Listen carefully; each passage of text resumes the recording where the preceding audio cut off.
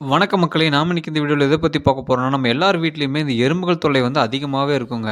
குறிப்பா இந்த மசாலா பொருட்கள் மற்றும் உணவுப் பொருட்கள் பக்கத்துல அதிகமா எறும்புகள் வந்து இருக்குங்க. எறும்புகள் வந்து வீட்டுக்கு வராம தடுப்பது எப்படின்னு பார்த்தீங்கன்னா, எறும்புகள் உள்ள வர இடத்துல வந்து பார்த்தீங்கன்னா, எலுமிச்சையோட சாற்ற வந்து புழிஞ்சு அந்த இடத்துல தேய்ச்சு விட்டாங்கன்னா, அது மட்டும் இல்லாம அந்த தோல வந்து புழிஞ்சு போட்ட தோலும் அங்க போட்டிருந்தாங்கன்னா, இந்த எறும்புகள் வந்து கிச்சன் பக்கம் அவ்வளவா வரவே வராதுங்க அந்த இடத்துல. அதுக்கப்புறம் பார்த்தீங்கன்னா, வினிகரையும், அதுக்கப்புறம் எலுமிச்சை சாறு ஒண்ணா புழிஞ்சு, தெளிச்சு வீடு துடைக்கும்போது வந்து தெளிச்சு விட்டாங்கன்னா, அப்பவும் எறும்புகள் வந்து வீட்டுக்கு வராதுங்க. லவங்கப்பட்டைய வந்து பொடி பொடியா அரைச்சு, அதோட தூள வந்து எறும்பு குழியின் மேலயோ, இல்ல எறும்புகள் வரும் பகுதியில வந்து தூவி விட்டோம்னா, அப்பவும் இந்த எறும்புகள் வந்து வராதுங்க. அது மட்டும் இல்லாம பார்த்தீங்கன்னா, இந்த வெள்ளரிக்காவ வந்து பார்த்தீங்கன்னா, சின்ன சின்னதா கட் பண்ணி இந்த எறும்பு புத்துகள் பக்கம் வைத்தாலேயும் எறும்புகள் வந்து வராதுங்க.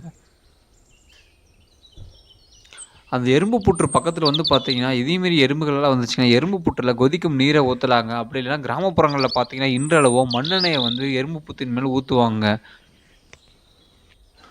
இந்த எறும்புகள் வந்து எவ்வளோதான் வீட்ல தொல்ல பண்ணாலும், விவசாயத்துக்கு வந்து எறும்புகள் வந்து ரொம்பவே முக்கியமான ஒரு பொருளுங்க. எறும்புகள் இருக்கிற இடம் வந்து பார்த்தீங்கன்னா, வளமான மண்ணாக கருதப்படுதுங்க.